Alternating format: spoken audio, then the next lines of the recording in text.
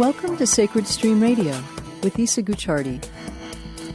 Today, Isa discusses the power that comes from aligning the will with universal potential.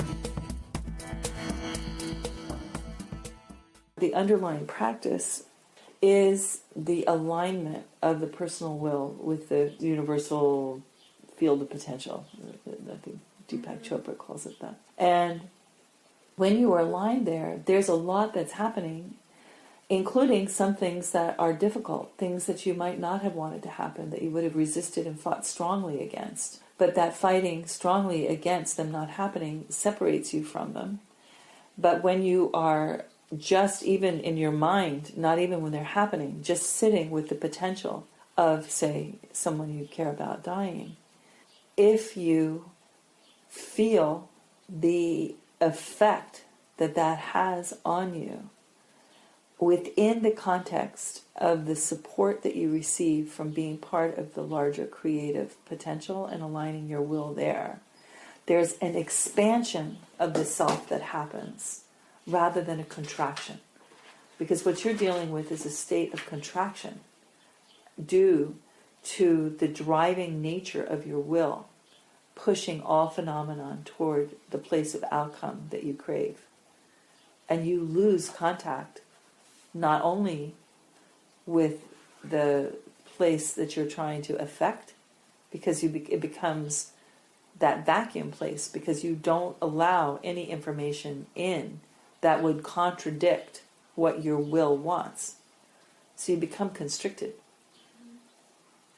And you become separated, and you keep going and you head into serious delusion. And you are not participating in life at all. You're participating in an artificial world that you've created that never will bring you any satisfaction, because you have to keep constricting it through the process of not allowing any information into the vacuum that would contradict the place of outcome that you want. And you become crippled. And you lose power. And all of the potential that could exist when you've got that power of focus and the ability to hold a concentrated, desired outcome over time is lost. But you can get that focus and concentrated image or goal of what you want by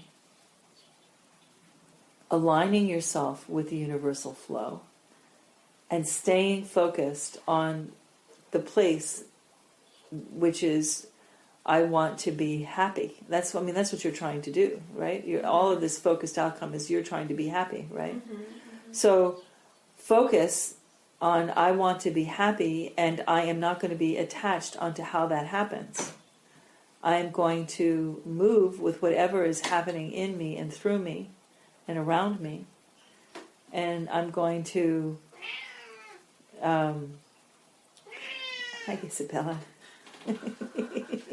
And I am going to allow the force, the universal force, to flow through me and I'm going to hold focus and concentration on my desire to be happy, so that I can meet any potentiality as it happens and expand myself through having to work on accepting what is happening because of my dedication and focus on being happy. And if I can't accept what's happening, I can't be happy.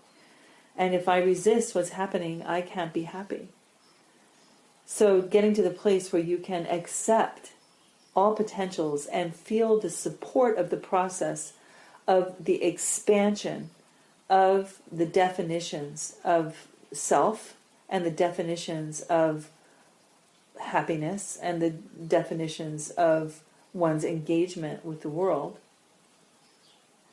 and allow that to be a process of consciousness expansion.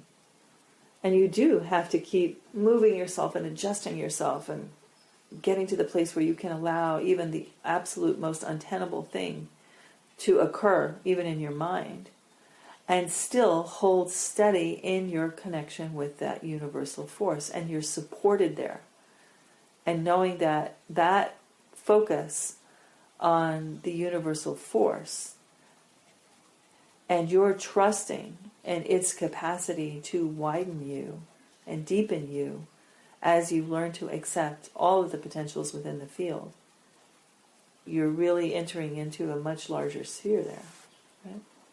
And it's terrifying to the will. The will can't stand that when it thinks about, you mean I don't get to like it happen just the way I want? You mean I have to go through some kind of training that aligns me with this much larger thing that puts me out of control?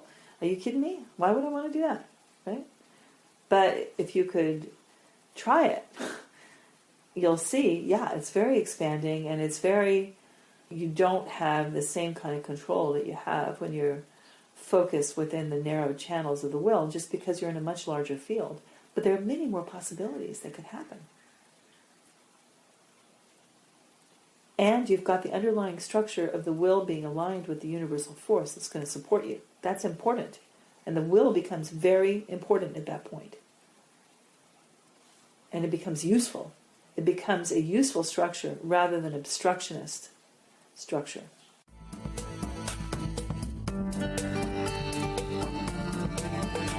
Thanks for listening to Sacred Stream Radio, brought to you by Red Cow Records and the Foundation of the Sacred Stream.